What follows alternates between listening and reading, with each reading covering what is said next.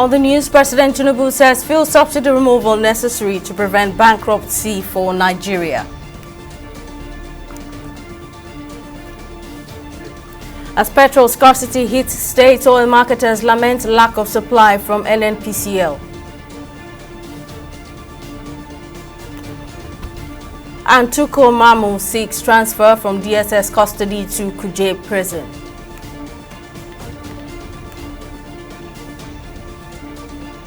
Hello and welcome to News Now on TV360 Nigeria. I'm Simisola Adigun. Alleged terrorist negotiator Tukur Mamu, who is standing trial for terrorism offences, has applied to the Federal High Court in Abuja to transfer him out of the custody of the Department of State Services (DSS). At the resumption of his trial, Mamu, through his lawyer Abdul Mohammed, alleged that the order of the court made on December 19, 2023 that he be allowed access to his physician for medical treatment was not complied with by the DSS. Since the submission of the report, Mamu alleged that the physician had not been allowed to have access to him and he needed urgent surgical operations in any hospital in the country. He pleaded with Justice Nyangekwo to vary the remand order against him for a remand at Kuje prison instead of DSS custody. President Bola Tinubu has said the removal of fuel subsidy and current efforts by his administration to manage Nigeria's foreign exchange market were necessary steps that prevented the country from going into bankruptcy. Tinubu, who spoke at the opening of the 2024 Special World Economic Forum on Global Collaboration, Growth and Energy for Development in Riyadh, Saudi Arabia, also revealed that his government has decided to manage the Naira to stop corruption in the country. This report has details. Almost a year after the removal of petrol subsidy by the Bola Tinubu-led administration, the move is still a major talking point. Since the removal, fuel prices have tripled, leading to a cost of living crisis in the country.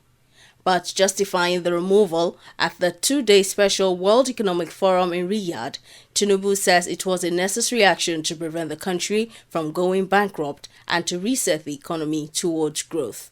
It is going to be difficult, but the hallmark of leadership is taking difficult decisions at the time it ought to be taken decisively. That was necessary for the country. Yes, there will be blowback. There is expectation that the difficulty in it will be felt by a greater number of the people. But once, I believe it was their interest that is the focus of the government. Along the line, there is a parallel arrangement to really cushion the effect of the subsidy removal on the vulnerable population of the country. We share the pain across board. On exchange rate unification, President Tinubu said the decision became necessary to allow the Naira compete favorably with other world currencies. The currency management was necessary equally to remove the artificial element of value in our currency. Let our local currency find its level and compete with the rest of the world currency and remove arbitrage, corruption, and opaqueness. That's what we did. At the same time, that's a two-engine problem in a very turbulent situation for the government. But we are able to manage that turbulence because we prepared for inclusivity in governance. The president also spoke on collaboration and inclusiveness, highlighting the necessity of capital formation to drive the Nigerian economy, especially in areas like agriculture, food security, innovation, and technology advancement. Simisola Adigun, TV360 News. Oil marketers have blamed the fresh scarcity of premium motor spirit, popularly known as petrol, on a supply challenge from the Nigerian National Petroleum Company NNPC Limited, the major oil supplier in the country. The national president of the Petroleum Products Retail Outlets Owners Association of Nigeria, Petran Bailey Gills Harry, made this known on Monday in a televised interview on Monday. The fresh fuel scarcity has grounded many economic activities in states across the federation as Nigerians queue up at filling stations nationwide, while many retail outlets were shut due to the supply challenge. While some motorists got the premium product at some retail outlets for between 700 naira and 1,200 naira per litre, black marketers are selling petrol for as high as 2,000 naira per litre in some states. Last Thursday, NNPCL spokesman Olufemi Shoneye had said that tightness in the supply of PMS currently being experienced in some areas across the country is as a result of logistics issues. The embattled former governor of the Central Bank of Nigeria, Godwin Emefiele, has challenged the jurisdiction of an Ikeja Special Offences Court to hear the alleged abuse of office and multi-billion-dollar fraud leveled against him. Moving his motion on Monday, counsel to Emefiele Olalekan Ojo argued that the court lacked the constitutional jurisprudence to hear the charge against the former CBN governor. However, counsel to the Economic and Financial Crimes Commission (EFCC) Rotimi Oyedepo urged the court to dismiss the application of the first defendant counsel as it was a cause to delay justice. We were humbly of the view that a jurisdictional challenge of that nature, which was not a challenge to the validity of the charge or information, should be determined first. Furthermore, we are saying that the alleged acts, that is, award of contracts, forex contracts, what of allocation of forex, that it is not a crime. It's not defined as a crime in any written law in Nigeria. However, His Lordship, in the exercise of his discretion, rejected our application that motion challenging jurisdiction be taken and pronounced upon first, and held that application challenging the jurisdiction of the High Court of Lagos State to entertain this case will be taken together with the substantive case. In other words, we will only be taken and pronounced upon at the final stage, that is when writing is judgment in the case. There is no reason why anybody should think he will run away. It's never been a flight risk.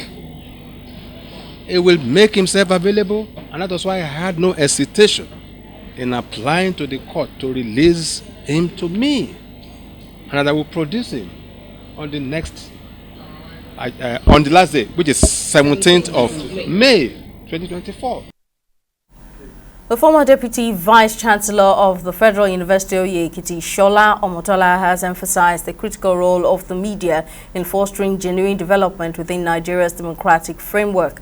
Omotola made the emphasis at a recent retreat organized by the Senate Press Corps in Kefi, Nasarawa State during his presentation titled Developmental Impact on the Executive on Nigeria's Democracy 1999 to 2024, in which he highlighted the shortcomings of successful federal government in effectively addressing poverty alleviation despite efforts in policy formulation and execution across various sectors. TV360's Folashade Olusegun files the report from Abuja. The retreat themed Democracy and Development, How Far So Far for Nigeria, provided a platform for stakeholders to deliberate on crucial issues impacting Nigeria's democratic trajectory and development prospect. Speaking during his presentation, the former Deputy Vice-Chancellor of Federal University Oye-Ekiti, Shola Omotola, says for genuine development to flow with democracy in Nigeria, journalists must speak truth to power in making those holding positions of authority accountable to the citizenry. If we have to examine ourselves very critically before apportioning the blame, but the truth of the matter is that the media, you are a very, very important, vital component of that process of democracy and development. But you can only do that if you inform, you educate, and sensitize the public about the actions and or inactions of government, and do it without fear or favor. President of the Senate, Godswill Akpabio, who was represented by Senator Yemi Adaramodu, Chairman of the Senate Committee on Media and Public Affairs, reaffirmed the Senate's commitment to transparency and access to information as stipulated in the Freedom of Information Act. The press, that is the fourth estate of the realm, plays a pivotal role in shaping public opinion and holding those in power accountable. Your role, my friends, our friends and my colleagues, in promoting good governance, transparency, and accountability cannot be underestimated and understated. As journalists, you possess the power to influence public discourse and shape the narrative of our nation. I implore you, that is Mr. President of the Senate, to continue to uphold the highest standards of professionalism and ethics in your reporting. Similarly, Senator Ahmed Aliyu Wadada, Chairman of the Senate Committee on Public Accounts, stressed the need for Nigerians to embrace a culture of communal responsibility for genuine democratic and developmental progress. So the society, or what obtains in the society because of our conduct and misconduct, have also or are also contributing to the contributing to dwindling the fortunes of democracy. So you and I must change.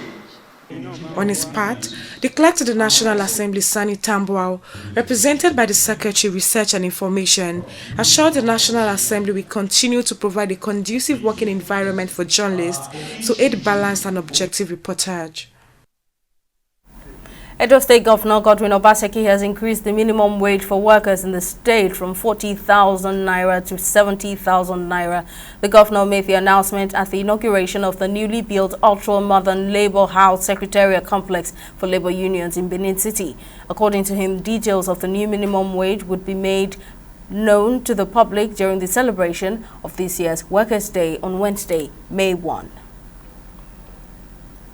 The West African Examinations Council WAEC Nigeria office has announced its readiness to conduct the computer-based West African Senior School Certificate Examination for private candidates nationwide from Tuesday, April 30 to Monday, June 24, 2024. Speaking on Monday at the WAEC Lagos office, head of Nigeria office Amos Dangot assured applicants that the examination will be hitch-free as the council is working closely with the Inspector General of Police and state governments to provide adequate security. Dangot, who disclosed that the exam would run for 7 weeks and 6 days, says resource materials have been provided by WAEC to aid candidates' learning and preparedness for the examination. We cannot feign ignorance of the level of insecurity in the country. Conducting examinations has been challenging. Instances of insecurity exist in many places across the country, and conducting examinations in insecurity-prone areas would require extra security arrangements. Consequently, we are liaising with the Inspector General of Police and state governments to provide adequate security to ensure that the examination is conducted nationally in a safe and secure environment.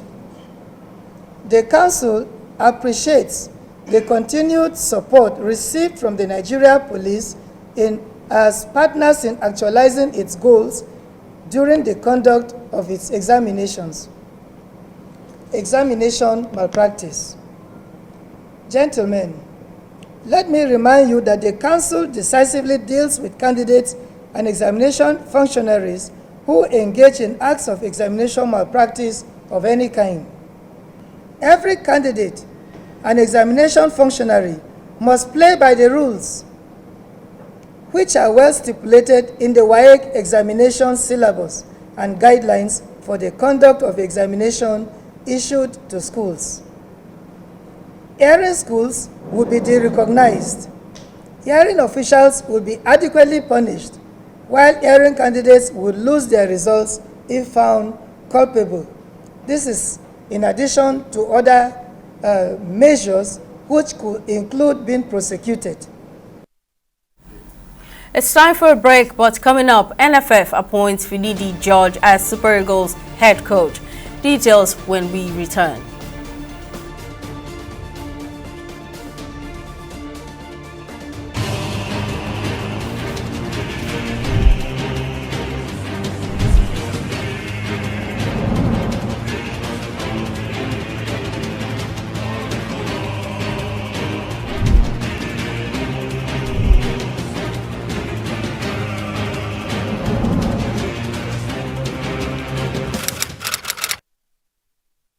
Welcome back. Here's a recap of our top stories. Alleged terrorist negotiator Tukur Mamu, who is standing trial for terrorism charges, has applied to the Federal High Court in Abuja to transfer him out of the custody of the Department of State Services (DSS). At the resumption of his trial, Mamu, through his lawyer Abdul Mohammed, alleged that the order of the court made on December 19, 2023 that he be allowed access to his physician for medical treatment was not complied with by the DSS. We also told you that oil marketers have blamed the fresh scarcity of premium motor spirit, popularly known as petrol, on a supply challenge from the Nigerian National Petroleum Company (NNPC) Limited, the major oil supplier in the country. The national president of the Petroleum Products Retail Outlets Owners Association of Nigeria, Billy Gills Harry, made this known on Monday in a televised interview on Monday. The fresh fuel scarcity has grounded many economic activities in states across the Federation as Nigerians queue up at filling stations nationwide, while many retail outlets were shut due to the supply challenge. And in case you missed any of our news bulletins or for more updates, you can catch us on Limex World TV and AVO TV, or log on to our website on www.tv360nigeria.com. You can also follow us on our social media platforms on Twitter, Instagram and YouTube at TV360 Nigeria, or download our mobile app on Google Play Store, Huawei App Gallery and Apple Store. On Facebook, we're at TV360 Online.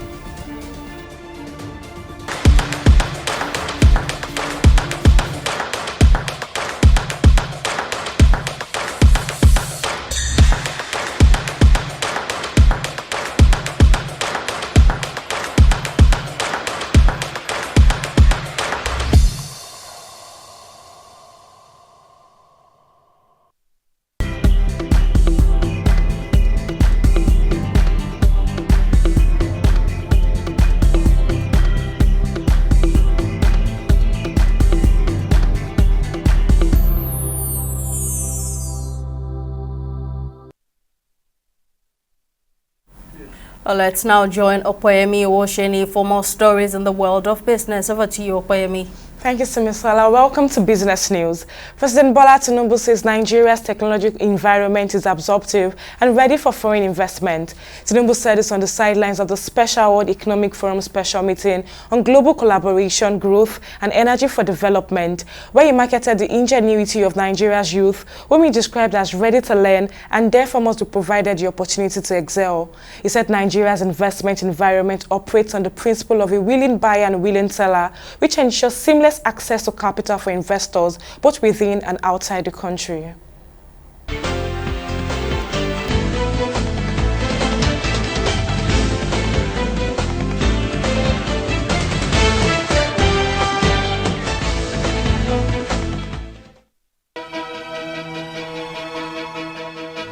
Opinions are free, facts are sacred, but truth is universal. How, in practical terms, can we, for instance, de-escalate the tension? President must see himself as the President of the Federal Republic. We know where the enemy is. 3 places. The Lake Chad Basin, the border area between Nigeria and Cameroon, and then the Sambisa Forest. On Digi 360, we give you a complete dose of everything. Opinion, facts and undiluted truth. I hardly believe what politicians say in this part of the world. A new Nigeria is possible, a future is possible. We delve into the issues, dissect it so that you can understand it, use it to take action. I don't think there's any need for any governor to look for grant for ranching. DG360, dissecting the issues. Welcome back. Nigeria's stock market continued on a bearish note on Monday amid absence of positive catalyst in the equities market. The market reduced slightly by 0.28%, with the market capitalization at 55.37 trillion naira. In the aggregate, 126 NGX-listed equities participated in trading, ending with 23 gainers against 23 losers. Now, on the losing side, Dangote Sugar Refinery came out last with an end-of-day price depreciation of 10%, moving from 48 naira 0 kobo to 43 naira 20 kobo, followed closely by Shaw Electronic Technology, which closed at 0 naira 54 kobo. Now, at the end of the first weekday of trading on the Nigerian Stock Exchange, a total of 277 million volumes of shares were exchanged in 8,714 deals, corresponding to a market value of over 5 billion naira. Now, it's way to our select global stock.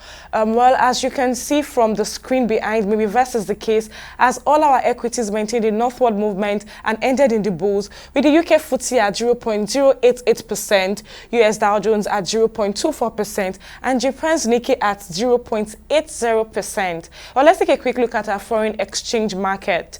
The US dollar traded at 1,165 naira 34 kobo on the official market and traded at 1,340 naira on the black market, while the Great British pounds traded at 1,453 naira 07 kobo on the official market and traded at 1,620 naira on the black market, while the euros traded at 1,247 naira 03 kobo on the official market and traded at 1,430 naira on the black market. Well, that's it on both business and stock market report. Back to you, Simisala, for the rest of the news. Thank you, Okwayemi. And on the foreign scene, Burkina Faso has suspended a swath of international news organizations, some indefinitely, for airing accusations of an army massacre of civilians, with the communications regulator adding more outlets over the weekend. Among those named are French newspaper Le Monde, British publication The Guardian, German broadcaster Dushwell, and French broadcaster TV Monday. They were suspended for reporting on a Human Rights Watch statement accusing soldiers of killing at least 223 people in revenge attacks on 2 villages on February 25. The military rulers of Burkina Faso have dismissed as baseless the HRW report on the massacre, which found 56 children among the dead. A former government minister who says the sanctions imposed on him by China has revealed that he was detained and deported by Djibouti as a direct consequence of the East African country's close ties with Beijing. The Conservative Member of Parliament, Tim Luftin, said he was held for more than 7 hours at the airport earlier this month, barred entry to Djibouti, and told he was being removed on the next available flight. China had imposed sanctions on 7 parliamentarians, including Luftin, in 2021 over what it called the spreading of lies and disinformation about human rights abuses in Xinjiang. The MP told newsmen that he believes his intimidating detention and expulsion by the Djibouti authorities was a direct consequence of his criticism of the Chinese regime. And on sports, the Nigeria Football Federation (NFF) has appointed former Super Eagles winger Finidi George as the new head of coach of the nation's senior men's national team. The announcement came in a statement on Monday, with the NFF board approving the recommendation of its technical and development committee to hand over the reins to the 52-year-old former Ajax Amsterdam and Real Betis forward. Finidi George, who spent 20 months as an assistant to the outgoing Jose Santos Peseiro, has been serving as the interim coach after the Portuguese Taciturns' departure following the Super Eagles' impressive run to the final of the 2023 Africa Cup of Nations in Cote d'Ivoire. During his interim tenure, George oversaw 2 friendly matches in Morocco last month, where the team ended an 18-year winless streak against Ghana with a 2-1 victory before suffering a 0-2 loss to Mali. Well, let's discuss Finidi George's appointment as the new coach for the Super Eagles. Veteran sports journalist Kunle Sholaja joins me on the news. Thank you for your time, sir. Now, are you surprised at all at Finidi's appointment, and how confident are you of his capacity to handle this or ever demanding job? Well, I won't say I'm surprised, but I will also say that I would have expected that they should have announced him earlier than now. We just have 35 days to a crucial World Cup qualifier against South Africa, and then we said about 38 days to the next match against Benin Republic. Any slip in any of those matches, Nigeria's qualification for the World Cup is doomed. So they should have made the announcement before now, so that the man will be able to prepare mentally for the job. I mean, for the two matches that are at stake. Well, personally, I expect him to know that he will still be in equation for the position, having been an assistant to Jose Peseiro. Now, Samson Siacha a while ago made a case for Nigerian coaches when he accused the NFF of treating foreign coaches better. Now, what's your reaction to this accusation?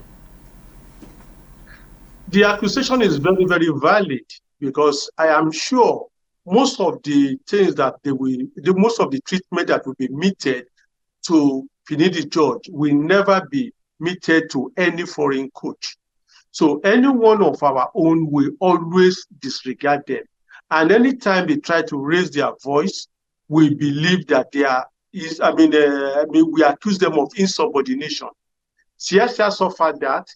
Even Stephen Keshi also suffered that. But when it comes to a foreign coach, we treat them with kid glove, and we try as much as possible not to owe them. But for a Nigerian coach, you can afford to owe them. And again, too, why the foreign coach who is not domiciled here, who comes in only on match occasions, will be paid in dollar, in foreign currency.